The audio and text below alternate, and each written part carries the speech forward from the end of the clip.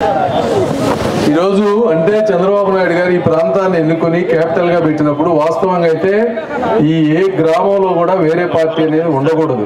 వాస్తవంగా అయితే జగన్మోహన్ రెడ్డి గారు కొన్ని మాటలు చెప్తే దానికి మోసపోయి తరతరాలుగా వస్తున్న విభేదాలతో గ్రూపులుగా ఉన్నమాట వాస్తవం అయినప్పటికీ కూడా ఇక ముందు మనందరం కలిసికట్టుగా ఉండాలి ఈ గ్రామాల్లో. ఎందుకంటే మీరే చేయకపోతే ఎక్కడ క్యాపిటల్ వస్తే మొట్టమొదటిగా అభివృద్ధి చెందేది మీరు.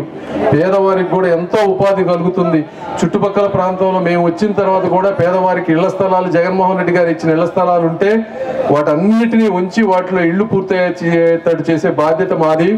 అలాగే లేని వాళ్ళకి ఇంకా కొత్త కొత్త స్థలాలు 1 సెంటు కాదు 2-3 సెంట్లు ఇచ్చి చేసే బాధ్యత కూడా మేము తీసుకుంటాం. పేదవారు ఈ రోజున ఇళ్లు కట్టుకోలేని పరిస్థితి, ఆ బాధ నాకు తెలుసు, అర్థం అవుతా ఉంది.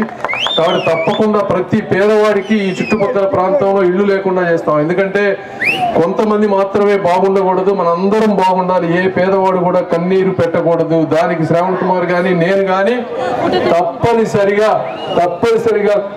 కృషి చేస్తామని మీ అందరికీ మనస్ఫూర్తిగా తెలియజేసుకుంటా ఉన్నాను. Thank you. TDP, BJP, Janasena మిత్రపక్షాల కూటమి తరపున గుంటూరు పార్లమెంట్ సీటుకు పోటీ చేస్తున్న పెమ్మసాని చంద్రశేఖర్ గారికే ఓటు వేద్దాం. మన గుంటూరుని గెలిపించుకుందాం.